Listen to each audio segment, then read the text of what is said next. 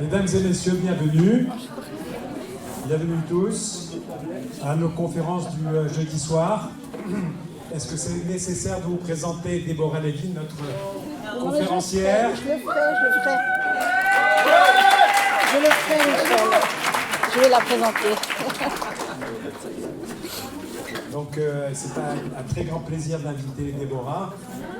D'abord parce qu'elle va nous parler de choses extrêmement intéressantes qui intéressent beaucoup de monde. La deuxième chose, pas plus fort, la deuxième chose, c'est qu'elle partage un métier que j'aime beaucoup, que je pratique, ou elle le partage un petit peu encore, je ne suis pas tellement sûr, un petit peu encore. Et donc c'est un métier qui est probablement un petit peu mystérieux pour beaucoup d'entre vous ici. Et donc elle sera interviewée, ou elle sera contredite, ou il y aura une discussion avec ma chère épouse Raquel.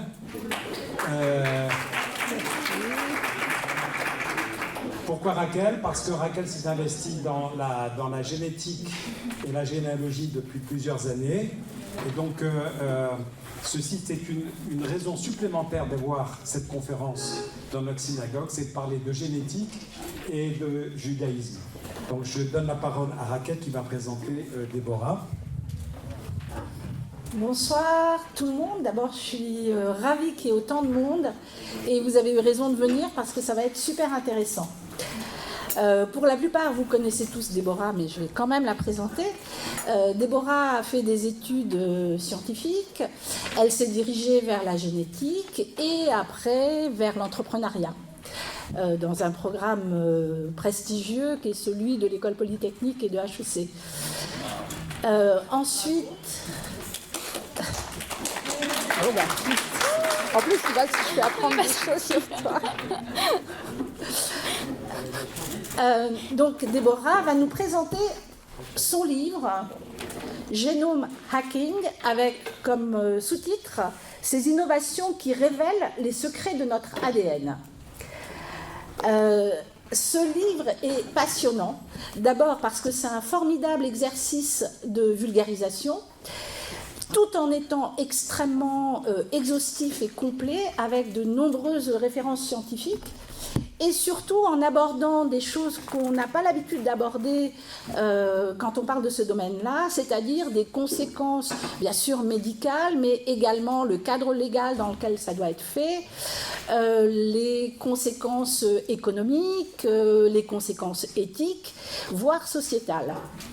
Donc, et l'autre intérêt de ce livre, quand même, je vais le dire, c'est qu'il a reçu aussi un prix, qui est le prix XHEC, donc X étant Polytechnique, entrepreneur. Voilà. Alors,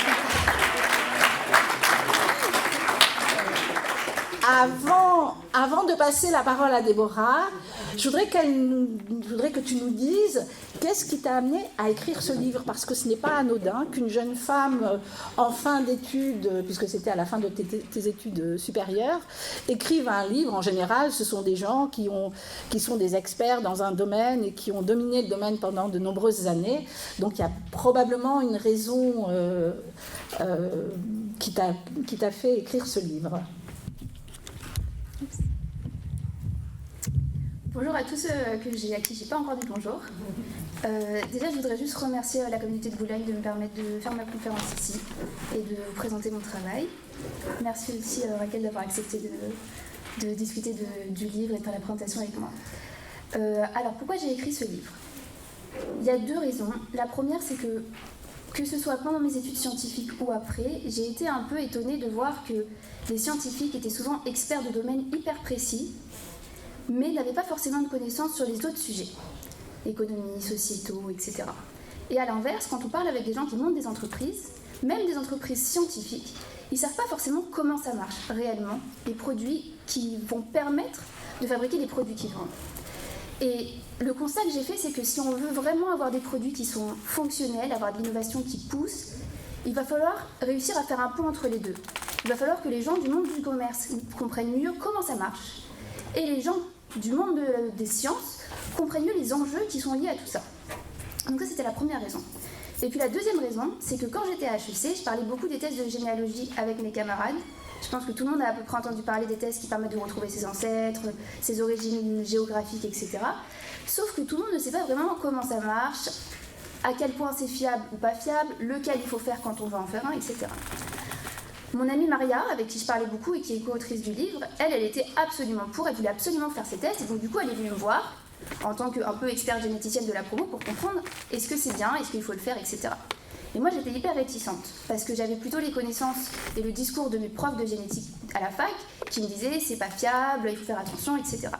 Donc on s'est vraiment rendu compte qu'il y avait un problème, on n'avait pas du tout la même vision des choses, et on n'avait pas assez de connaissances ni l'une ni l'autre, pour pouvoir vraiment avoir un débat précis et comprendre ce qui était bien ou pas bien, prendre ou à ne pas prendre. Et donc on a commencé à faire des recherches sur ce sujet, comprendre à quoi ça sert la génétique aujourd'hui, qu'est-ce qu'on peut en faire, quelles sont les applications, est-ce que vraiment c'est quelque chose qui nous concerne tous ou est-ce que c'est un truc de médecin, etc. etc. On en a fait notre mémoire, puis après je l'ai adapté en thèse et effectivement j'ai gagné le premier prix des thèses professionnelles à HEC et du coup j'ai gagné l'opportunité de me faire publier. Voilà toute l'histoire. Merci. Alors, puisque j'ai un autre micro.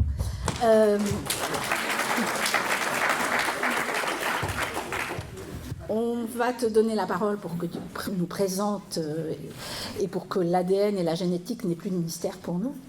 La seule chose sur le plan pratique, je vous demanderai peut-être de réserver vos questions pour la fin, de façon à ce qu'on puisse échanger de façon équitable entre les gens et qu'on puisse maîtriser le temps. Sauf si vraiment vous comprenez rien, je veux bien les questions quand même, histoire de ne pas avancer et qu'on se rende compte à la fin qu'il y a quelque chose qui ne marche pas dès le départ. Évidemment. Allez, c'est à toi.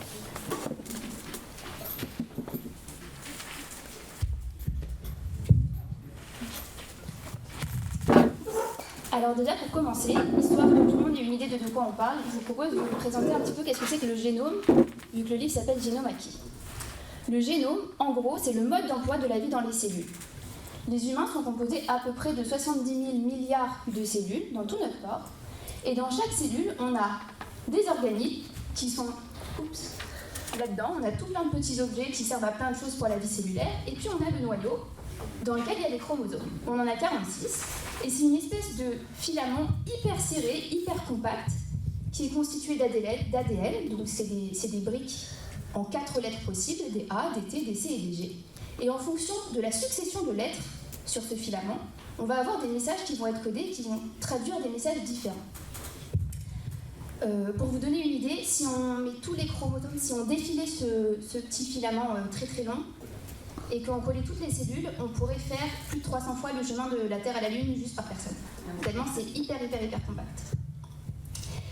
Et donc, tout ce code génétique, c'est-à-dire tout l'ensemble de l'ADN qui est à l'intérieur d'une cellule, la plupart étant dans le chromosome, mais il y en a un tout petit peu quand même dans un des organites qui est dans la cellule, qui s'appelle les mitochondries, c'est important parce qu'on va en parler un peu après, vont permettre de coder pour tout ce qui fabrique des choses, et pas que, pour le fonctionnement de la vie dans une cellule, dans un organe et dans un être vivant.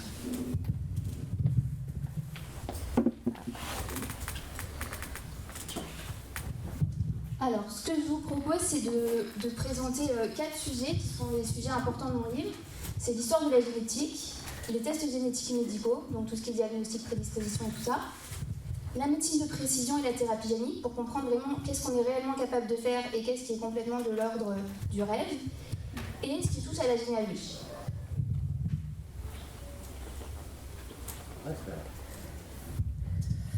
L'histoire de la génétique, ça commence à peu près dans les années 1850, lorsqu'un moine, Gregor Mendel, commence à jouer avec des petits pois dans son jardin, à créer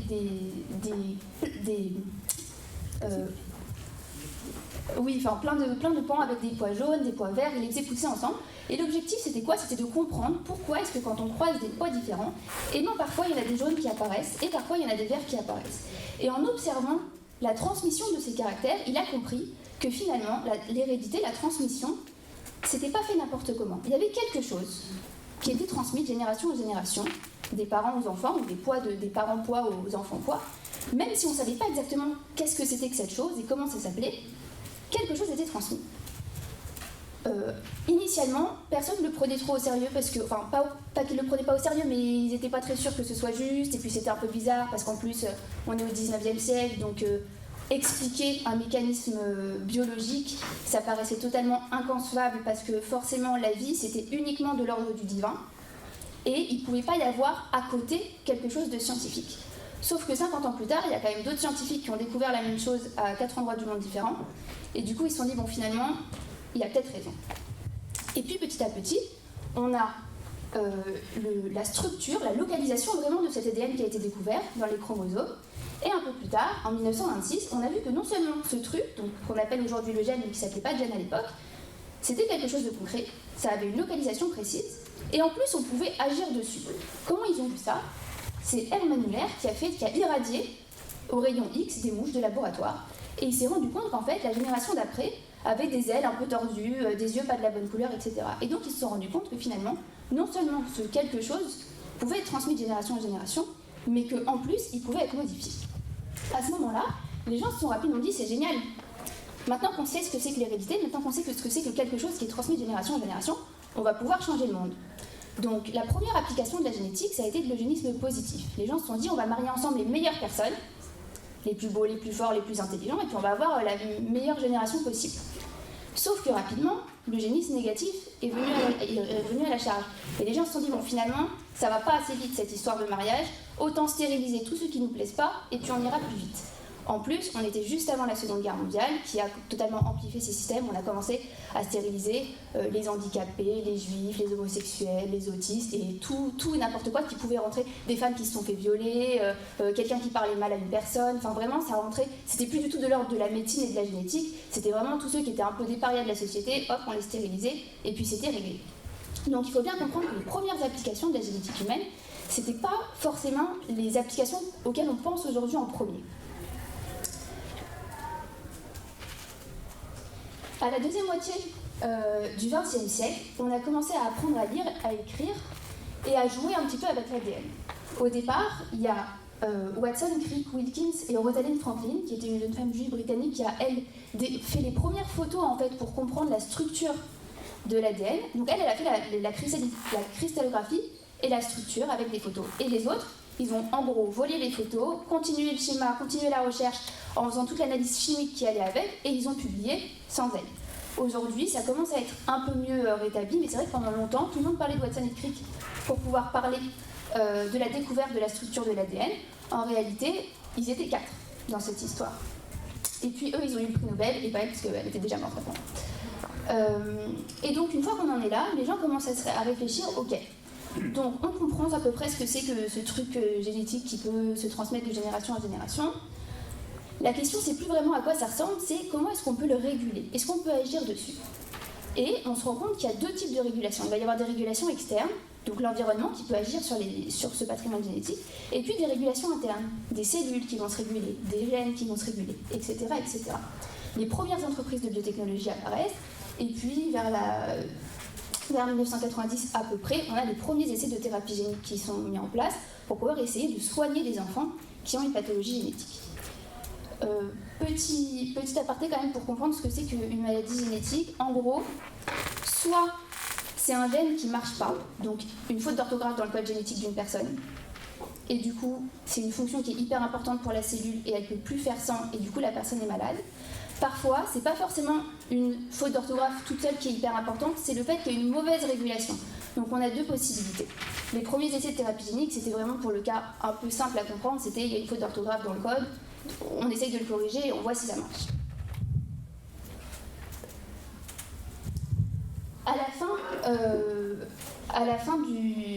À peu près dans les années 80, les scientifiques se lancent dans une mission à peu près gigantesque. L'objectif, séquencer en entier le génome humain. À quoi ça sert? L'objectif, c'était vraiment d'avoir une cartographie générale du génome, comprendre qu'est-ce qui est pareil et pas pareil chez les gens, à quel point est-ce que certains endroits du texte en fait sont hyper importants et on ne peut vraiment pas les toucher. S'il y a une variation, parce qu'il y a des variations qui peuvent arriver dans le texte, dans le génome, et pour le coup, c'est pas très grave. C'est un peu comme dans une recette de cuisine, on change 2-3 ingrédients, c'est pas très grave. Mais par contre, il y a des choses qu'on peut vraiment pas faire. Il y a des gènes, si on les touche, c'est vraiment très grave. Et donc se lance le programme Génome Humain, qui est avec la première publication dans les années 2000, Deuxième publication, deuxième annonce un peu plus améliorée en 2003, où on a à peu près 97% du génome. Et là, il y a quelques semaines, ils ont annoncé quasiment la finalisation du séquençage du génome complet avec les séquences les plus difficiles d'accès. Il ne reste plus que le chromosome Y, qui est un chromosome sur lequel il n'y a pas énormément de gènes et qui n'était pas dans le génome qu'ils étaient en train d'étudier. Donc voilà, ça c'est à peu près dans les années 2000. Et puis on a de plus en plus de boîtes de génétique qui naissent, de biotech. En 2015, il y a aussi un énorme pas en avant qui a été fait avec CRISPR. CRISPR, c'est un système un peu coupé-collé sur l'ordinateur. C'est des ciseaux moléculaires qui vont permettre d'aller à l'intérieur des cellules, couper un gène qui nous intéresse ou en coller un autre à la place, même chez du vivant. Ça a été découvert du coup par Jennifer Doudna et Emmanuel Charpentier qui ont eu le prix Nobel de chimie en 2020.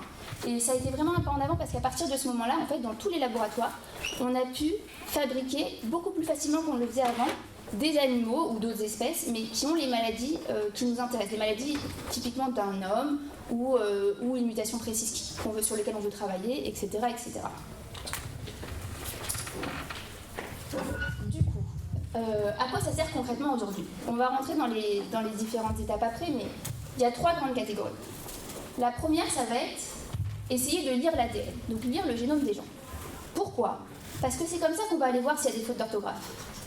Donc c'est avec ça qu'on va pouvoir diagnostiquer des maladies, prédire un risque de prédisposition pour telle ou telle pathologie, mais aussi rechercher des informations qui vont nous donner des indices sur les origines des gens, retrouver des liens de parenté, etc. etc. Modifier l'ADN, ça va nous permettre de faire des thérapies géniques, qui est un peu le rêve absolu. On sait déjà en faire quelques-unes, mais on ne peut pas non plus tout soigner. Et du génie génétique, par exemple, pour fabriquer des molécules de synthèse, pour fabriquer de l'insuline, des hormones, des choses qu'on ne pouvait pas fabriquer vraiment avant en laboratoire et qu'on est capable d'aujourd'hui de fabriquer en labo pour pouvoir les administrer comme médicaments aux patients. Et l'écriture de l'ADN, c'est quelque chose qui est un petit peu moins important pour la génétique humaine. Ça va permettre par exemple de fabriquer du coup les bouts d'ADN qu'on va pouvoir mettre chez les gens pour corriger dans la thérapie génique. Ça sert aussi un petit peu aujourd'hui, mais c'est vraiment quelque chose d'assez prospectif. Il y a beaucoup de gens qui veulent utiliser l'ADN pour faire du stockage de données. Comme aujourd'hui on utilise des disques durs, l'ADN c'est hyper stable, ça se stocke à température ambiante. On peut, comme je vous ai dit, on peut aller de la Terre à la Lune 300 fois. Donc en fait, dans un tout petit tube à essai, on pourrait mettre énormément de données. Pour l'instant, ça coûte beaucoup trop cher et c'est très compliqué à mettre en œuvre, mais en soi ça marche. Et donc du coup, il y a beaucoup de gens qui travaillent sur ce sujet pour se dire peut-être que finalement, ça sera aussi un sujet que tout le monde connaîtra dans 10 ans.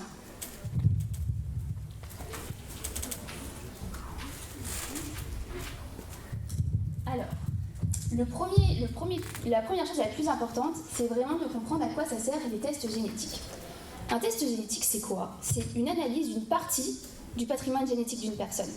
Donc on va vraiment regarder dans son ADN, un peu comme ça, aller lire le code, lettre par lettre, et voir s'il y a quelque chose qui ne devrait pas être comme ça, ou quelque chose qui crée un dysfonctionnement qui est tellement grave que la personne tombe malade. On a plusieurs tests. Les premiers tests qui sont un peu les plus connus, c'est les tests de diagnostic. Ça peut se faire chez les adultes, ça peut se faire aussi en prénatal. Les femmes enceintes, souvent, elles font des tests sur leurs embryons pour voir s'ils n'ont pas une maladie génétique. Quand est-ce qu'on peut faire ça? Quand c'est une maladie où, si la mutation est présente, alors, dans 100% des cas, l'enfant ou la personne est porteuse de la maladie. C'est pas dû un peu génétique, un peu environnemental, c'est vraiment génétique. Si la mutation elle est là, c'est sûr que c'est comme ça. Donc ça, la réponse elle est noire ou blanc, c'est pas très compliqué à comprendre. La deuxième étape, ça va être des analyses pour voir des prédispositions. Pour les prédispositions, c'est pas pareil. La réponse sera jamais noire ou blanche, parce que ce sont des maladies qui sont multifactorielles. On va avoir l'impact de la génétique, mais on va aussi avoir l'impact de l'environnement. Le tabac, l'alcool, le soleil, tout ce dont on interagit chaque jour, l'alimentation, n'importe quoi peut agir, peut impacter des régulations génétiques et du coup modifier l'expression de nos gènes. Et une même mutation, exactement la même, elle peut entraîner une pathologie chez quelqu'un et n'avoir aucune conséquence chez une autre personne. Ou alors entraîner une maladie, mais bon, c'est pas très grave et ça soigne chez quelqu'un, et une maladie mortelle où en 3 semaines, il n'y a plus personne et on peut plus rien faire. Donc, en fait, ce qu'on va regarder avec les prédispositions, c'est est-ce qu'on trouve des gènes qui favorisent le développement de quelque chose. Typiquement, si on prend le cas du cancer du sein, tous les cancers du sein ne sont pas génétiques, mais on a à peu près 5 à 10% des cancers du sein qui sont génétiques. Dans ce cas-là, on considère qu'en moyenne, Pour les femmes de moins de 70 ans, la stat, c'est 1% de risque. Si on passe à une personne moyenne, une personne qui a le gène BRCA muté, c'est un des gènes qui impacte vraiment le cancer du sein, on passe de 1% à 44%. Dans le cas, si on prend une femme de moins de 80 ans, on passe de 10% à 86%. Donc le gène va vraiment multiplier par x6, même plus, le risque vraiment de développer cette pathologie. Mais on ne peut pas vraiment juste faire le test et dire bah oui, 86% c'est quasiment 100%, c'est sûr que tu vas l'avoir. C'est pas comme ça que ça marche. Parce qu'il y a plein d'autres choses qui vont réguler, l'environnement, le contexte, etc. Et parfois, il y a des gens qui font la mutation et qui n'ont pas la maladie. 86%, ça veut dire quoi? Ça veut dire qu'il y en a 86 qui vont avoir la maladie, mais ça veut dire que tous les autres, ils ne vont pas l'avoir aussi. Donc quand on dit à quelqu'un, madame, vous avez 60% de chance de développer un cancer, en fait, c'est pas elle qui a 60% vraiment de chance de développer un cancer. Ça veut dire si on prend 100 personnes, sur les 100, statistiquement, il y en a 60 qui auront un cancer et il y en a 40 qui n'auront pas de cancer. Mais on ne peut pas vraiment savoir avec juste ça dans quelle catégorie on met la personne. C'est pour ça que les médecins prennent en compte plein d'autres choses, l'historique familial, l'environnement, etc., etc. Le dernier test qui est assez intéressant et qui est un peu moins connu, ce sont les tests pharmacogénétiques. Les tests pharmacogénétiques, ils vont aller regarder des variations génétiques aussi, comme les deux autres, mais qui, eux, vont impacter la façon dont le médicament va être assimilé ou dégradé, ou si la personne peut être allergique à tel ou tel médicament.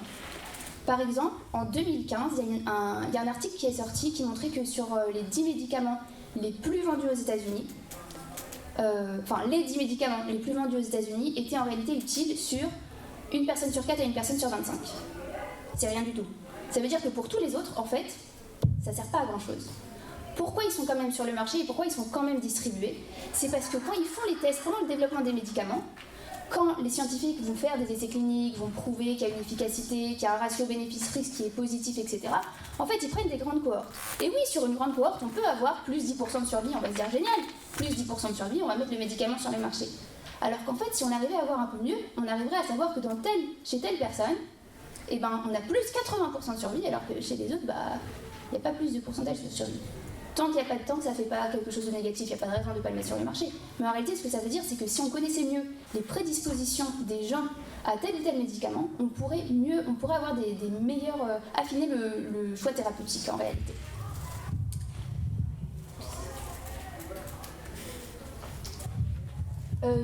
J'ai pris deux exemples de maladies qui sont des maladies génétiques récessives, donc il faut que les deux parents transmettent le gène. Je me suis dit que peut-être que ça parlerait. Chez les Ashkénazes, on a la maladie de Tay-Sachs. C'est une maladie qui est plutôt très rare dans la population générale, mais si on se concentre chez les Ashkénazes, c'est à peu près une personne sur 30 qui est porteuse. C'est énorme. Une personne sur 30, c'est à peu près pareil que la mucoviscidose en France, et vous voyez tout ce dont on parle à la télé sur la mucoviscidose, etc., etc. Qu'est-ce que c'est? En fait, c'est une détérioration des capacités intellectuelles, les gens deviennent aveugles, agressifs. Je ne sais pas si vous en avez déjà vu, mais si vous allez dans des endroits où il y a beaucoup d'Ashkénazes, de religieux, etc., souvent vous voyez des enfants qui ont les mains un peu comme ça, qui sont hyper agressifs, etc. Dans les endroits, moi je sais pas comment dire, mais moi j'en ai rencontré comme ça dans ces environnements, quoi. Et en fait, on les reconnaît direct. Parce qu'ils ont des grosses lunettes, ils ont les mains comme ça, etc. Et c'est des pauvres, c'est des enfants qui, en général, vivent pas très très longtemps. Ils meurent en général pendant l'enfance ou l'adolescence parce qu'il n'y a pas de traitement, peut-être qu'il va y en avoir un bientôt, parce qu'en fait, en réalité, il y a un essai de thérapie génique qui a été fait il y a 3 ans. Et pour l'instant, sur 2 enfants. Et la semaine dernière, il y a un article qui est sorti pour dire que 3 ans plus tard, les enfants étaient à peu près en bonne santé et ils sont toujours là. Donc ça donne beaucoup d'espoir et ça veut dire que peut-être on va trouver une stratégie pour guérir réellement Tay-Sachs. De l'autre côté, chez les séfarades, on a aussi une maladie un peu connue et qui est très fréquente dans cette population plus que dans le reste du monde. C'est la maladie périodique, qu'on appelle aussi la fièvre méditerranéenne familiale, qui fait des grosses crises de fièvre en réalité, et des douleurs, etc. Il n'y a aucun traitement qui est possible aujourd'hui, mais on a des solutions pour un petit peu diminuer les... Non, il n'y a pas de traitement curatif. Il y a des traitements qui améliorent le mode de vie et le... J'ai l'air super bien, mais bon. Par contre, pour ces deux maladies, ce qui est sûr, c'est qu'on peut faire des tests génétiques qui vont aller repérer est-ce que les parents sont porteurs, est-ce que l'enfant est porteur, etc. en avance. Et surtout par rapport aux États-Unis, en Israël, ça se fait énormément. Aux États-Unis, depuis qu'ils ont fait un screening général pour ce type de pathologie, TCA, ça diminue de 90% et c'est quasiment éradiqué en Israël. Parce que ce sont des examens qu'on fait de façon hyper régulière et qui ne sont pas forcément faits en France. Les gens ne savent même pas que ça existe, il y a plein, etc. Systématique. Et au moment de la grossesse, aux États-Unis, en Israël. Non, je disais qu'en Israël, il y a un dépistage systématique de toutes ces mutations en prénuptial et au moment de la grossesse, quand ça n'a pas été fait. Non, mais c'est bon, c'est... Oui. Donc, je disais que ce dépistage des mutations était systématique en Israël, souvent en examen prénuptial, donc avant le mariage, mais aussi pendant la grossesse. Et j'ai l'impression d'ailleurs qu'ils le font, même s'ils ont les résultats des grossesses précédentes, ils le font systématiquement à toutes les grossesses. Et c'est 200 dépistages de mutations. Ce n'est pas une ou deux mutations, la trisomie 21 comme en France, c'est énormément de maladies. Et la différence, c'est qu'en France, on n'a pas le droit de faire ça. C'est vraiment illégal. En France, pour pouvoir tester une pathologie, c'est une pathologie dans un cadre médical. Je vais en parler un petit peu après, mais c'est pas du tout pareil que dans d'autres pays ou aux États-Unis aussi, où ils font plein de choses et ils détectent tout. En France, il y a un mode de fonctionnement qui est un peu plus conservateur, où on a très peur un peu de l'eugénisme, de tout ça, et donc du coup, c'est vraiment si dans la famille il y a un risque pour telle pathologie, alors on va aller chercher telle pathologie. Mais on ne peut pas tester tout et n'importe quoi, comme c'est fait dans d'autres pays. Même si en réalité, je reviendrai dessus après, mais même si en réalité il y a des outils aujourd'hui pour le faire en cliquant sur internet, donc en théorie c'est illégal, en pratique les gens le font quand même, et du coup on sait très bien que ça va pas tenir comme ça pendant 1000 ans parce que les gens le font en fait tout seuls, même s'ils vont pas chez le médecin, ils trouvent des solutions pour le faire. Un autre exemple qui est un peu connu et qui parle à beaucoup de monde, c'est tout ce qui touche autour du dépistage préimplantatoire et des fécondations in vitro. Si on a un couple qui, chacun, est porteur par exemple d'un gène, d'un allèle, qui peut potentiellement créer une maladie chez l'enfant s'il se retrouve en deux exemplaires, il peut choisir de faire une fécondation in vitro. Il y a aussi des gens qui font des fécondations in vitro par exemple juste parce qu'ils n'arrivent pas à faire un enfant de façon naturelle et du coup ils vont prendre des hormones, faire la fécondation in vitro pour pouvoir augmenter les chances de survie, etc. Donc en gros, on va avoir l'ovule et les spermatozoïdes qui vont être vraiment fécondés dans un tube en plastique, dans une boîte en plastique. Et quand il n'y a pas besoin de faire le test, on vérifie que ça survit, on attend que ça pousse un peu, et puis quand ça a quelques cellules et que c'est assez stable, hop, on le met dans le ventre de la mère. Mais quand on sait que chez les parents, potentiellement, il y a vraiment un risque que l'enfant soit porteur d'une pathologie, et ben on peut aussi tester cet embryon qui est encore dans une boîte en plastique. Donc du coup, ils vont regarder sur les différents embryons qu'ils ont en stock, parce qu'en général, on ne fait pas un embryon, on en fait plein, et on regarde, lui, il est porteur de la pathologie, hop, on le met de côté, et lui, il est sain, hop, on peut le garder, et on peut le mettre dans le ventre de la mère. L'idée, ça va être de pouvoir un peu optimiser le système et vérifier que l'enfant qui va être inséminé n'est pas porteur de la pathologie. Encore une fois, comme on disait tout à l'heure, ça, on peut le faire que pour une maladie. Donc par exemple, si on a un couple où en fait, eux, d'un côté, ils pensent que peut-être ils sont tous les deux porteurs de la mucoviscidose, de la mucoviscidose, mais aussi peut-être ils sont porteurs d'autres choses, et ben c'est pas comme ça. On peut pas tout faire en même temps. Et il y a énormément de débats sur ces sujets. Parce que par exemple, je crois que c'était l'année dernière, où du coup il y a une femme qui avait déjà eu un enfant qui avait la mucoviscidose, et puis après elle a eu un autre enfant qui est décédé très jeune, donc du coup le troisième enfant, elle optimise le max, on fait fécondation in vitro, etc. On regarde qu'il n'est pas porteur de la mucoviscidose, on l'implante, et en fait rapidement, une fois que la grossesse a commencé, ils se rendent compte qu'il y avait une trisomie 21. Voilà. Donc ça fait débat. Et c'est difficile en fait de choisir un petit peu où est-ce qu'on met les limites, parce que est-ce qu'on teste tout, est-ce qu'on teste pas tout, on peut pas non plus faire un bébé sur mesure, ça n'a aucun sens. Donc du coup c'est difficile de savoir qu'est-ce qu'on met dans la catégorie maladie grave, maladie moyennement grave. Voilà. Et du coup, ça fait une parfaite transition pour la slide des enjeux. C'était mon premier sujet, c'était vraiment de dire qu'est-ce qu'on peut regarder. Et donc en France, on a vraiment je pense que le sujet le plus important de toutes ces slides en France, c'est vraiment le côté législatif. Pourquoi est-ce que dans certains pays, on peut tester plein de trucs, et chez nous, on peut pas tester plein de trucs? Où est-ce qu'on met la limite? Il y a plusieurs sujets. Il y a le fait aussi que chez nous, en fait, on est obligé de faire les tests génétiques dans un cadre médical, dans une équipe pluridisciplinaire. On peut chercher que des maladies qui sont actionnables, ça veut dire pour lesquelles on peut agir, on peut faire quelque chose. Si c'est une maladie pour laquelle de toute façon on ne peut rien faire, on ne va pas la regarder. Il y a aussi des débats sur tout ce qui tourne autour des données secondaires. Imaginons qu'on fait un séquençage, on regarde le génome d'une personne, parce qu'on cherche une mutation pour une pathologie précise, et on se rend compte par hasard qu'en fait, il a autre chose. Est-ce qu'on le dit ou est-ce qu'on ne le dit pas au patient ? Jusqu'à il n'y a pas longtemps, c'était vraiment interdit de dire aux patients que ce soit trouvé par hasard ou que ce soit vraiment volontairement cherché. Sauf qu'en réalité, il y avait plein de médecins qui le faisaient quand même, parce que c'est un peu logique. Mais il y a toujours des risques, où est-ce qu'on met la barrière, où est-ce qu'on met la limite, etc. etc.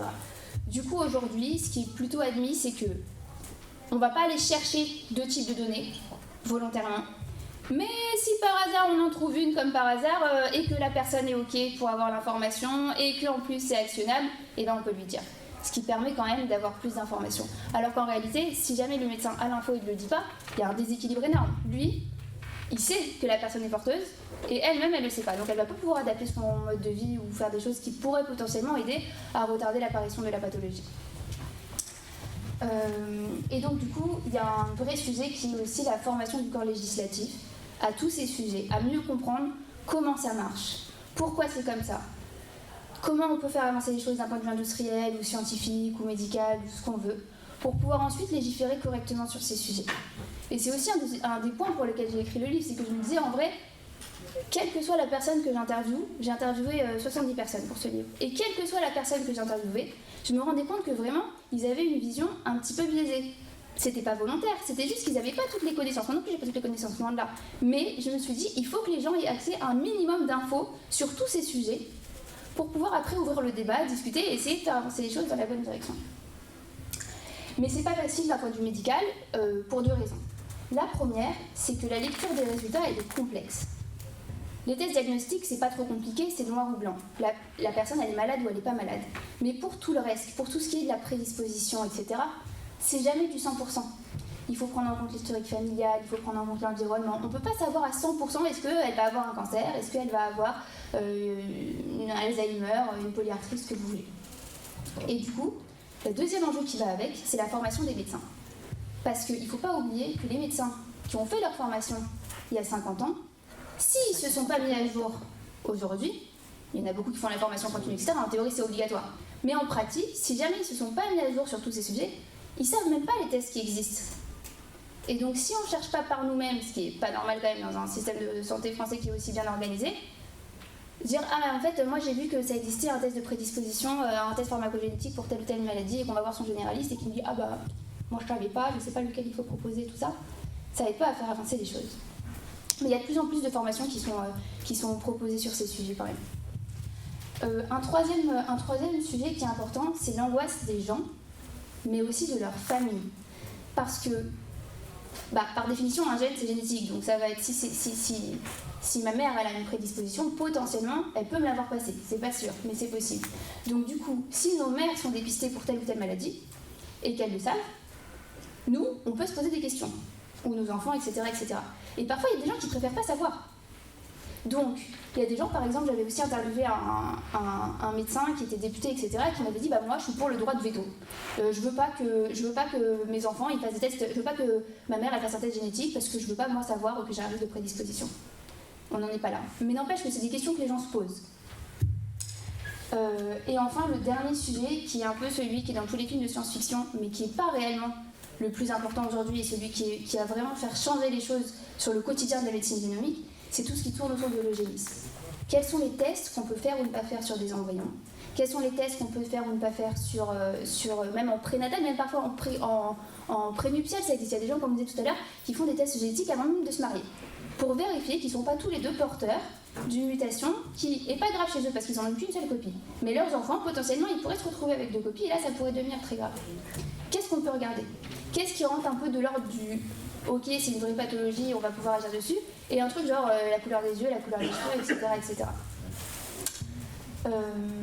Il n'y a pas très longtemps, j'avais fait une interview et la personne qui m'avait posé des questions m'avait dit non mais tu comprends, moi j'ai 38 ans, j'ai eu mon premier enfant il y a 2 ans, c'est déjà hyper compliqué de trouver quelqu'un avec qui faire un enfant, si en plus on ne peut pas choisir ses gènes, c'est un peu la cata. Non, il m'avait dit, c'est pas possible. Et moi je l'avais regardé en mode, qu'est-ce qui est pas possible? Parce que depuis la muletteur c'est comme ça que ça marche. Et pour l'instant, on est toujours en vie. Ça ne veut pas dire qu'on ne peut pas améliorer, trouver des traitements pour éviter les risques, mais on ne va pas faire des bébés à la carte demain. C'est pas comme ça que ça marche, et ça ne pourrait pas marcher comme ça. D'ailleurs, même si on voulait le faire, en réalité, c'est pas possible. Parce qu'il y a des gènes qui sont bons dans un environnement et qui ne sont pas bons dans un autre. Si on prend l'hyperactivité par exemple. Aujourd'hui, l'hyperactivité, c'est pas vu comme quelque chose d'hyper bien. Un enfant hyperactif, il est chiant, il bouge tout le temps, à l'école c'est la cata. Tu rigoles toi? Non. N'empêche que, à l'époque où il fallait chasser pour trouver à manger, eh ben c'était quand même génial d'être hyperactif. Le mec, t'avais raté ta carrière, fallait devenir chasseur.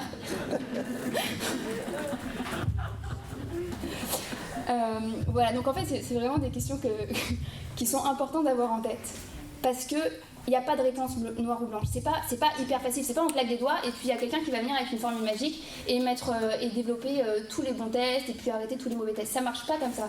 Il y a tout plein de sujets, il y a tout plein d'enjeux, il y a tout plein de sujets dans le livre. J'en parle encore plein d'autres, mais je voulais pas faire la liste des 5 millions d'enjeux parce que ça serait vraiment trop long. Mais je pense que c'est vraiment les trucs importants à avoir en tête. C'est super génial, on peut faire plein de trucs avec, mais il faut faire attention à comment on les règle. Est-ce que vous avez des questions déjà importantes avant que je passe à la deuxième partie? Enfin, troisième partie Non? Ok. La médecine génomique. Avant de parler de médecine de précision, je voulais juste rappeler du coup ce qu'on a dit un peu tout à l'heure, c'est que pour mettre un médicament sur le marché, ça se fait pas n'importe comment, on fait des essais cliniques, on vérifie qu'il y a un ratio bénéfice-risque qui est positif, on vérifie que ça a un bénéfice pour la population, etc. Ok. Maintenant, comment on fait pour faire de la médecine plus précise, vraiment plus adaptée à chaque personne? Aujourd'hui, on parle beaucoup de médecine de précision, médecine personnalisée, etc. Les gens ne savent pas trop qu'est-ce qu'on entend par là, et puis on a un peu le rêve de pouvoir mettre le médicament parfait à chaque personne. En réalité, c'est pas ça la médecine de précision. La médecine de précision, ça va être de comprendre quelles sont les particularités génétiques des personnes, mais aussi les particularités génétiques des maladies. Par exemple, le cancer de Monsieur Truc, c'est pas la même chose que le cancer de Monsieur Machin.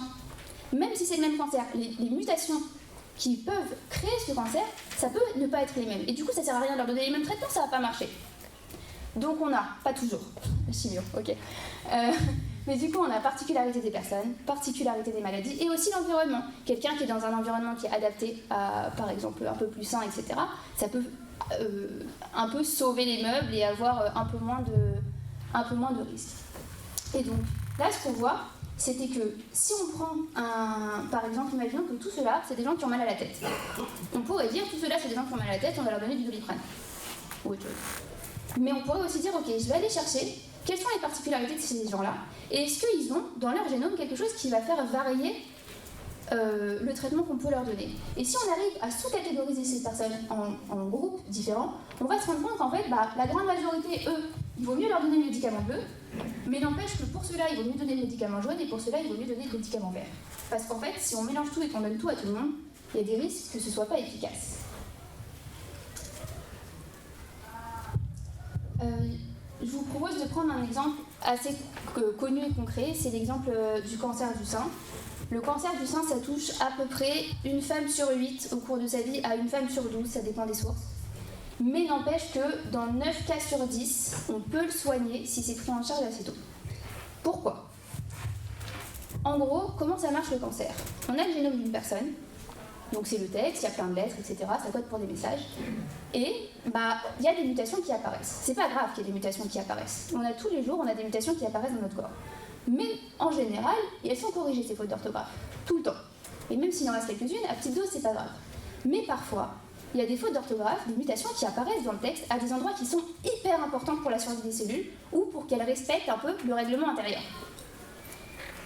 Option 2, il y a beaucoup trop de cellules et le système de correction des fautes d'orthographe ne marche plus.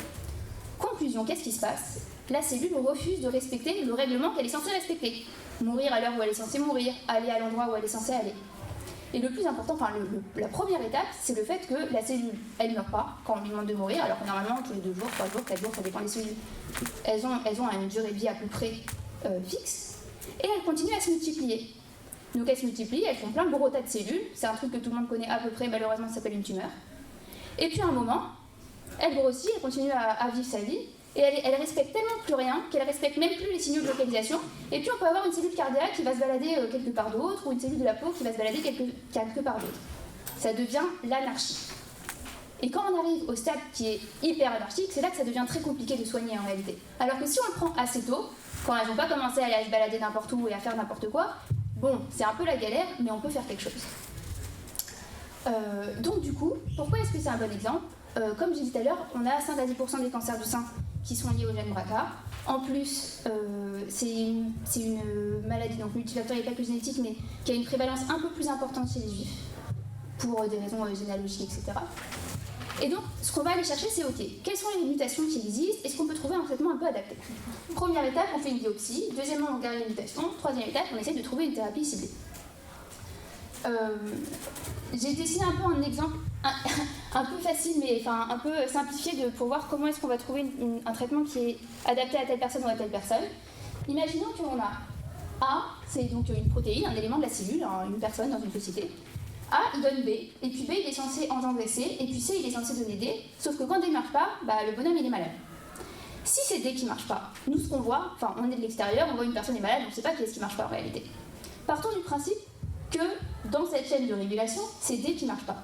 Si on donne tout plein de médicaments A à cette personne, en disant voilà, je vais booster la chaîne de régulation, ça va marcher. Bah non, ça va pas marcher. Ça va pas marcher parce que c'est D qui est tout au bout qui marche pas.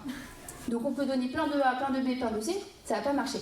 La seule solution, ça va être trouver une solution, soit pour refaire en sorte que D marche, soit pour administrer D en tant que médicament à la personne. Maintenant, imaginons qu'en fait ce soit C qui marche pas. Et bien là, on a deux stratégies thérapeutiques possibles. La première, ça va être de trouver un moyen de remettre du C, parce que si on remet du C, en fait, la chaîne de régulation, elle va se remettre en marche. Ou alors, option 2, on remet que B, on remet que D, et puis en fait, la personne ne sera pas malade, puisqu'on aura fini la chaîne de régulation. Et on peut aussi imaginer que c'est B, etc., etc. Dans la réalité, c'est jamais aussi simple que ça, parce qu'en fait, on a plein de régulations qui sont faites dans tous les sens, etc. Mais ça permet de comprendre vraiment que quand on comprend qu'est-ce qui ne marche pas, et ben on peut agir dessus.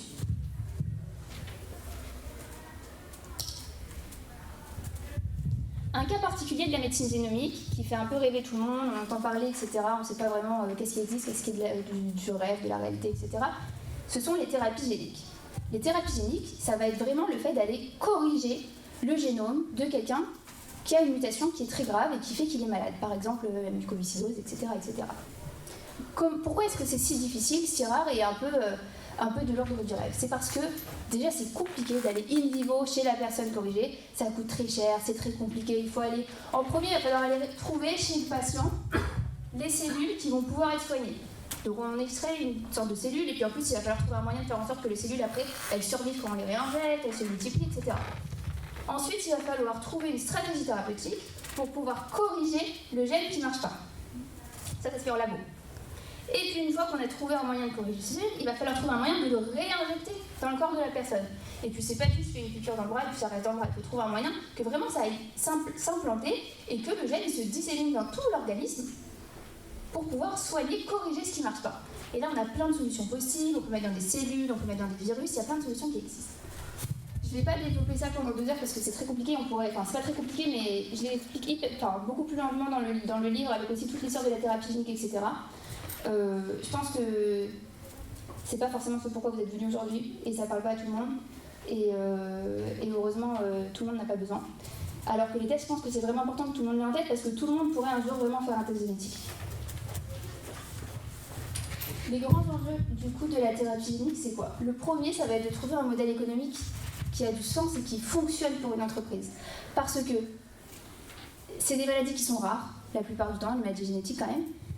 Et donc, on ne peut pas dépenser des milliards pour soigner 2 personnes. Qui est-ce qui va payer pour ça? On va demander aux patients de payer 1 milliard pour leur traitement? On va demander au système de soins? On va demander aux investisseurs? Mais quel bénéfice ils vont gagner? Donc on a plein de sujets. On a un sujet qui va payer pour la R&D, qui va payer pour les développements, l'industrialisation, etc., qui peut prendre 15 ans. Aujourd'hui, ça va beaucoup plus vite, mais il y a 10 ans, ça prenait 15 ans pour mettre en place, il y a 5 ans même, il y a 5 ans, ça mettait 15 ans pour mettre en place juste la plateforme utile au développement des outils de thérapie génique. Qui c'est qui va payer tous ces employés, la recherche, la R&D, les outils, etc. pendant ces temps? C'est hyper dur. Et c'est pour ça qu'il n'y a pas beaucoup d'entreprises qui se lancent dans ce domaine. Et ensuite, il y a aussi qui est-ce qui va payer à la fin pour la thérapie génique. Aujourd'hui, je crois que les thérapies géniques, c'est à peu près entre 500 € et 3000 €. 2250, je crois, un truc comme ça. Ça coûte vraiment très cher. Et c'est pas juste j'en fais un et puis c'est réglé. Il faut faire des piqûres plusieurs fois, etc. Donc c'est vraiment pas pour tout le monde. Et c'est pour ça que c'est pas encore hyper connu et quelque chose que tout le monde fait. Le deuxième sujet, ça va être vraiment un sujet médical et scientifique. Petit 1, comment on fait pour cibler la mutation qui nous intéresse dans les cellules? C'est pas si facile. Et même quand on trouve un protocole qui normalement devrait marcher, il y a toujours un risque que le truc cible quelque chose d'à côté. Aujourd'hui, c'est quand même vachement mieux régulé. Mais il y a 20 ans, quand on a commencé, il y a eu plein de cas qui s'appellent des off-target, où en fait, ils ont targeté le truc d'à côté et ça n'a pas du tout soigné la personne. Au contraire, ça a pu potentiellement créer des cancers. Et ensuite, il y a un autre sujet, qui était un sujet auquel je n'avais pas du tout pensé, personnellement, quand j'ai commencé à faire mes recherches sur le sujet, c'est l'industrialisation. Et en fait, quand on parle aux experts du secteur, ils nous disent pas que c'est dur de créer un traitement, de trouver les bonnes cellules à cibler, de trouver les patients qui acceptent de faire un test de thérapie génique. Ce qu'ils nous disent, c'est que l'industrialisation à grande échelle, c'est l'enfer. Parce que ce qu'on arrive à faire en laboratoire dans un tube en plastique avec quelques millilitres, ça marche. Mais quand il faut qu'on crée des centaines et des centaines de litres, ça marche plus. Aujourd'hui, le max qu'on est capable de créer par batch de produits, c'est 200 litres. C'est rien du tout 200 litres par rapport à ce que toute la population sur Terre aurait besoin comme médicament. Donc c'est un autre sujet qui est vraiment important et c'est qu'il y a beaucoup de gens qui travaillent aujourd'hui. Et enfin, le dernier sujet, et pas des moindres, c'est tout ce qui tourne autour de la modification d'embryons, de l'eugénisme encore une fois, et de la transformation du système de soins. Pourquoi la modification de l'embryon? Normalement, en théorie, à peu près partout sur Terre, c'est illégal de toucher au génome d'un embryon. Partout. N'empêche que c'est déjà arrivé. En 2018, il y a un chercheur chinois qui a modifié le génome embryonnaire, du coup, pareil en cas de fille, du coup, d'un embryon. En fait, le père était porteur du VIH, il avait le sida. Et du coup, ils se sont dit, ok, on va modifier le génome de cet embryon pour retirer le gène qui accepte le sida dans le corps. Donc il y a des gens qui ont cette mutation, et en fait, ils ont la mutation, ils ne peuvent pas choper le sida, c'est impossible. Donc ils ont modifié, et ensuite, ils ont implanté l'embryon dans le ventre de la mère, qui a donné naissance à 2 petites filles, qui s'appellent Lulu et Nana, qui sont toujours en vie aujourd'hui, tout va bien. N'empêche que ça a fait un débat pas possible, parce que les gens se sont dit, mais il se prend pour qui? Il va changer l'univers comme ça? Et si demain il choisit de faire 3 bras, d'avoir des gens qui sont jaunes fluo, de créer sans faire exprès, il pourrait sans faire exprès induire une pathologie hyper grave qui va ensuite se transmettre de génération en génération puisque c'est héréditaire et que c'est dans le tout première cellule qui va donner tout le reste, donc aussi les gamètes, etc., etc. Donc à cause de ça, c'est vraiment interdit en théorie partout de toucher aux embryons. Aussi, j'insiste un peu dessus, parce que quand j'ai commencé aussi à faire mes interviews et mes recherches sur le sujet, que j'avais interviewé les premiers chercheurs, ils m'avaient dit non, mais ça c'est impossible, donc on était en 2018. Ils m'avaient dit non, mais c'est impossible, ça c'est que de la science-fiction, ça arrive jamais, etc. Ah bah ouais, mais dans la même année c'est arrivé. Donc il faut l'avoir en tête. On peut faire plein de trucs et c'est génial, il ne faut pas avoir peur de l'innovation, de la génétique, du fait qu'on va soigner des gens. On va soigner des gens avec tout ça, vraiment. On peut éradiquer plein de pathologies qui existent sur Terre aujourd'hui. Mais il faut prendre son temps, il faut réfléchir, il faut faire les choses correctement, il faut avoir des débats d'éthique, etc., etc. On ne peut pas avoir quelqu'un qui, tout seul dans son laboratoire, décide de claquer des doigts et de jouer avec le génome. Cet enfant, évidemment ça ne marche pas comme ça, la vraie vie, mais imaginons que cet enfant a 200 enfants, qui ont 200 enfants, et à chaque fois ça se propage de génération en génération. On pourrait arriver dans 20 ans, une population énorme de gens qui sont porteurs d'une pathologie hyper grave. Parce que le risque de l'hérédité, c'est de transmettre à l'infini et de changer vraiment l'univers, tous les gens qui sont sur Terre. Je vais dans les extrêmes, ça marche pas comme ça en réalité, mais c'est un risque qui existe et qu'il faut vraiment avoir en tête. Et le dernier sujet, qui est un peu plus fun quand même, c'est la transformation du système de soins. C'est de se dire que tout ça c'est génial. Les tests, la médecine de précision, la thérapie génique, on est en train de changer la médecine. Déjà, ça existe déjà. Tout le monde n'utilise pas tous ces outils, mais ça existe déjà, c'est vraiment à l'hôpital, etc. N'empêche qu'il va falloir adapter les systèmes. Aujourd'hui, moi, quand je vais à l'hôpital, personne ne m'a jamais fait un séquençage. Dans quelques années, c'est à peu près sûr qu'on se fera tous séquencer et on connaîtra nos prédispositions. N'empêche que pour l'instant, tout le monde ne sait pas séquencer, tout le monde ne sait pas lire un ADN, tout le monde ne sait pas dire oui, mais toi, tu as 60% de risque et puis toi, tu as 30% de risque, etc., etc. Il y a des endroits dans lesquels ça se fait. En France, aujourd'hui, je crois qu'il y a 2 plateformes de séquençage qui sont organisées par l'État, etc. Il devrait y en avoir plus, ça a pris un peu de retard avec la crise du Covid, etc. Mais c'est un monde médical entier qui est en transformation.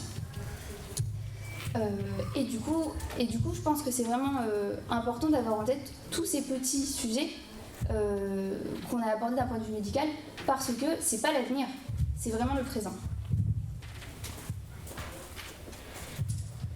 Et on arrive au dernier sujet qui intéresse probablement le plus de gens ici. C'est de savoir c'est quoi ces histoires de tests généalogiques, c'est quoi ces histoires de retrouver ses cousins, est-ce qu'on peut vraiment savoir d'où on vient, tout ça, tout ça.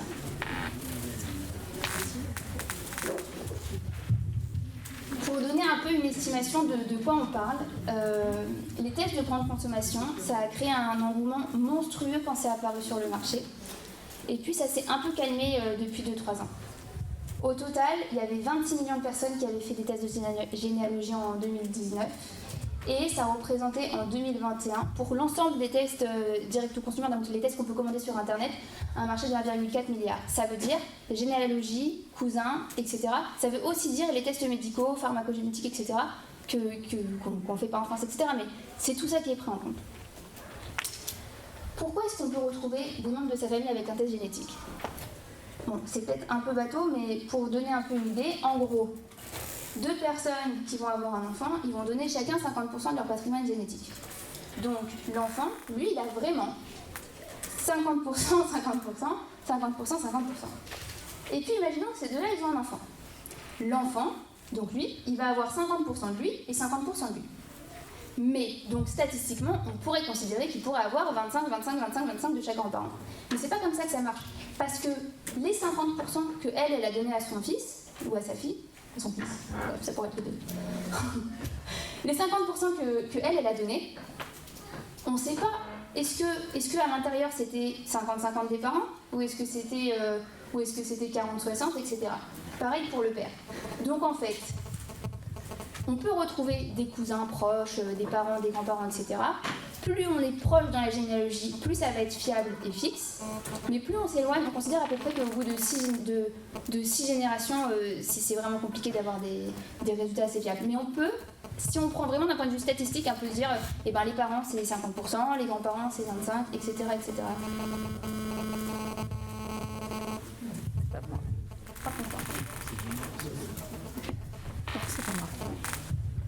Les 2 autres tests Non mais continue. Ouais. Donc les tests qui existent, on va avoir d'un côté des tests pour retrouver ses origines géographiques. Comment ils font? En fait, quand on va regarder donc du coup le génotype d'une personne, ses gènes. En général, on ne va pas faire tout le séquençage. Les entreprises privées regardent juste des points importants qui varient entre les gens. Et ils vont comparer ce génotype avec des bases de données qu'eux ont déjà en stock. Et qui vont permettre de se dire, par exemple, imaginons que je séquence une personne et que je me rends compte qu'il a beaucoup de gènes bleus. Et beaucoup de gènes bleus, il y a quand même plus de chances qu'ils viennent de là plutôt qu'ils viennent de là. Parce que là, il y a beaucoup de roses et beaucoup de jaunes, mais il n'y a pas beaucoup de bleus. Ça ne veut pas dire qu'il ne vient pas de la France. Ça veut dire que statistiquement, il y a plus de chances qui viennent de l'endroit où il y a du bleu. Et puis comme les entreprises privées, elles vont chacune avoir des bases de données différentes puisqu'elles ont constitué leur entreprise et leur base de données avec des personnes différentes et en plus qui s'appuient généralement sur des informations déclaratives. Moi je peux très bien dire que mes parents ils sont chinois, personne, s'ils voudraient vérifier, personne va les vérifier.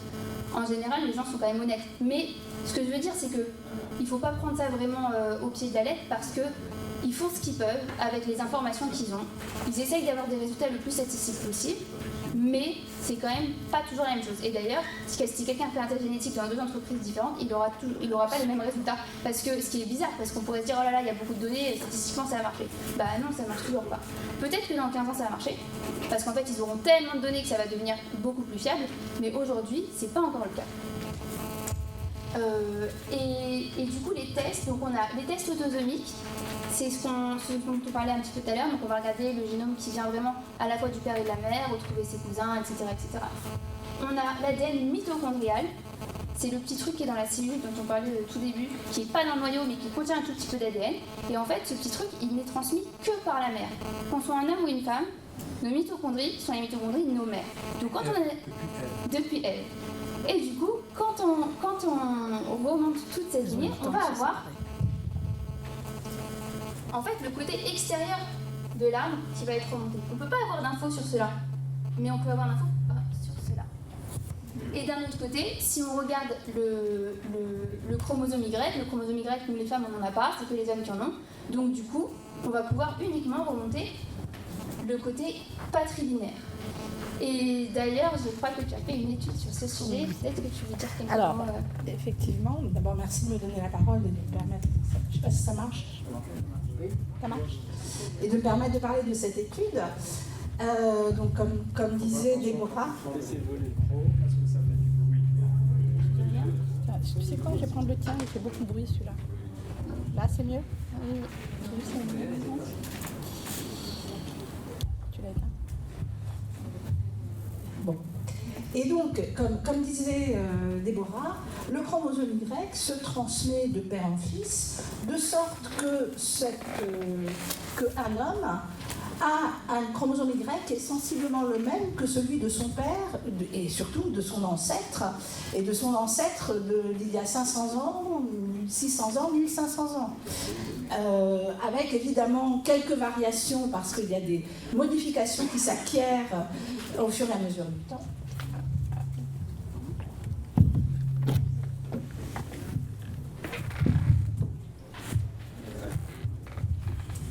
On arrive à la fin. Je voulais juste du coup dire quelques mots sur les enjeux qui sont liés aux tests de généalogie et aux tests de grande consommation de façon générale. Le premier sujet dont on a déjà dit quelques mots, c'est le biais des bases de données. Donc il ne faut pas croire que quand on fait un test de grande consommation, les résultats qu'on nous donne pour l'origine géographique, etc., c'est vraiment sûr. C'est pas vrai, il faut faire hyper attention. Et d'ailleurs, c'est pour ça que c'est illégal en France. C'est illégal, techniquement, 3 750 € d'amende. Oui, les gens le font quand même, mais absolument, mais c'est pas sur les origines géographiques uniquement. Oui, mais tous les tests, les tests médicaux, les origines géographiques, les tests pour retrouver vos cousins, tous les tests qu'on peut commander sur Internet sont illégaux. 3 750 € d'amende. Mais pour l'instant, personne n'a été condamné. Donc, mais c'est facile. Ils disent en France, c'est interdit, mais en même temps, on ne le fait pas. Et puis là-bas, on fait 3 clics sur Internet et puis ça arrive dans la boîte aux lettres. Donc, c'est un peu bizarre parce qu'au final, soit il faut changer la réglementation, soit il faut trouver un moyen de le faire à notre sauce en France en changeant la réglementation comme on veut. Mais ce qui est sûr, c'est que ça ne va pas rester comme ça pendant longtemps. Le deuxième sujet, c'est la sécurité des données. Ça, on entend énormément parler. Si on confie ces données à une entreprise de génétique, 23andMe, MyHeritage, tout cela, qu'est-ce qu'ils vont faire de ces données? Est-ce que les gens qui font des tests, vraiment, ils ont lu toutes les petites lignes pour aller voir si ils vont les donner à des entreprises pharma ou pas, et puis s'ils vont les conserver ou pas, et puis si ça va être dans une seule banque de données ou si ça va être un peu partout, etc. C'est comme quand vous interviewez des entreprises de génétique, ils vous disent tous qu'ils anonymisent les données ou pseudo-anonymisent les données. En réalité, ça ne veut rien dire, parce qu'on ne peut pas anonymiser quelque chose qui est unique. Chaque personne a un seul génome. Chaque génome appartient à une seule personne. Il n'y a pas deux personnes sur Terre, ni maintenant, ni dans le passé, ni dans le futur, qui ont le même génome. C'est impossible. Même les jumeaux. Ils ont deux bases, ils ont les mêmes cellules, avec le même, les premières cellules, quand il y a le développement, ça part du même ADN. N'empêche que, comme on a des mutations qui apparaissent en fait au cours du temps, alimentation, soleil, tabac, ce qu'on veut, et ben au bout d'un moment, ça va se marquer dans l'ADN. Donc oui, quasiment tout le génome des jumeaux est différent. Mais en réalité, sans même parler de l'épigénétique et des petites molécules qui vont s'adapter, qui vont s'accrocher à l'ADN, juste vraiment séquençage, lettre par lettre, on va avoir des différences. Ces différences vont être tellement minimes. Elles sont minimes. Elles sont ce qui fait que, extrêmement mais minimes. n'empêche que vous regardez deux jumeaux, et ben c'est pas les mêmes. Comment? Pas dire que c'est pas les mêmes, c'est les mêmes. C'est pas les mêmes, il y aura des mutations. C'est les mêmes, c'est-à-dire que. Bon, on va avancer. Deux choses différentes, deux individus différents et deux jumeaux. Quand ils sont hémozygotes, ils sont les mêmes. La même chose. Initialement, c'est la même chose, mais si on fait un séquençage, on peut trouver des différences. Elles sont minimes. Elles sont minimes, mais elles existent. Ouais. Elles sont minimes, mais elles existent. Et c'est ce qui fait la différence avec l'environnement, avec l'épigénétique, avec tout l'impact de ce qui va aller dessus. C'est faisable de les distinguer. Donc du coup, c'est très difficile. C'est très difficile, et d'ailleurs, quand on développe des outils génomiques qui vont permettre de différencier les gens, ça existe aussi, par exemple, il y a des outils d'anonymisation de données, etc., qui existent. Un peu le cauchemar de ces entreprises, c'est les jumeaux. Parce qu'il faut aller trouver la petite mutation qui va faire que ça change tout. Si on regarde un peu n'importe où, ça pourrait marcher chez n'importe qui d'avoir des variations. Chez les jumeaux, ça va être beaucoup plus dur de trouver quelque chose qui va faire varier le génome. Donc, c'est facile de dire qu'on fait une pseudo-animation. En réalité, ça veut un peu rien dire parce que les bons bioinformaticiens, ils arrivent à reconstituer le génome. Ils prennent les différentes briques qui sont dans chacun des databases et ils arrivent à reconstituer et à trouver quelqu'un. Et puis après, c'est pas juste les yeux bleus, les cheveux marrons, etc., etc. Ça va être vraiment le grain de pain. Il y a plein de choses qui peuvent être prises en compte. Et d'ailleurs, c'est comme ça qu'ils arrivent à faire des reconstitutions à peu près des hommes préhistoriques, tout ça, des trucs. On ne sait pas à quoi ils ressemblaient en vrai. Mais avec leur ADN, on peut avoir une idée de ce à quoi ils ressemblaient à peu près. Un autre sujet, du coup, ça va être l'identité des personnes. Souvent, il y a des gens qui font un test et ils ne sont pas prêts à recevoir les résultats. Parce qu'il y a des secrets de famille, parce qu'on ne sait pas que le père, c'est pas vraiment le père, que le grand-père, c'est pas vraiment le grand-père. Non, mais c'est vrai que c'est un vrai sujet. Et on a plein de gens qui se retrouvent. Le père et la fille. Oui, pareil. Ouais, voilà. Non, mais c'est des vrais sujets, et c'est pas forcément ce à quoi on pense en premier. N'empêche que la réalité du terrain, c'est ça. Et d'ailleurs, il n'y a pas longtemps, en France, on a eu l'arrêt de l'anonymat du don de gamètes. Pourquoi ?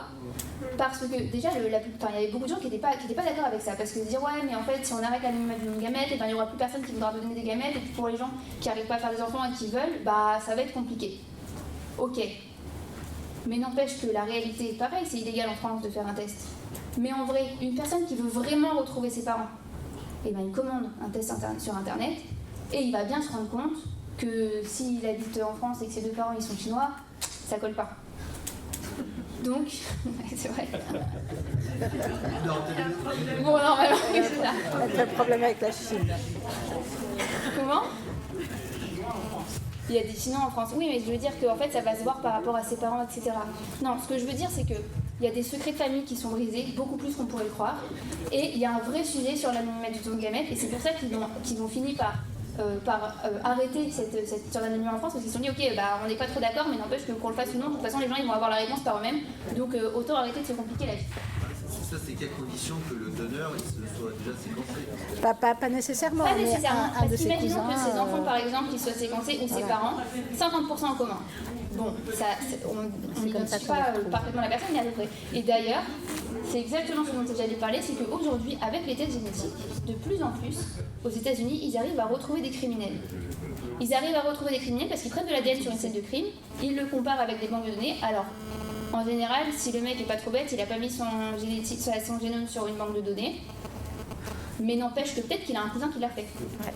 Et il y a plein de gens qui se sont fait arrêter comme ça, parce qu'en fait, ils avaient un petit-fils, un petit-neveu, un cousin ou quelque chose comme ça, qui avaient mis leur ADN sur les banques de données des grandes entreprises et qui ont réussi du coup à retrouver petit à petit. Ça ramène vraiment un indice supplémentaire, donc ça c'est quelque chose de vraiment positif qui sort des tests de grande conso.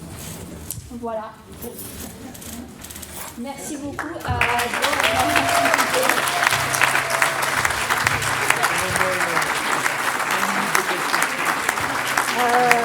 écoute, alors on va laisser les questions. Moi, j'ai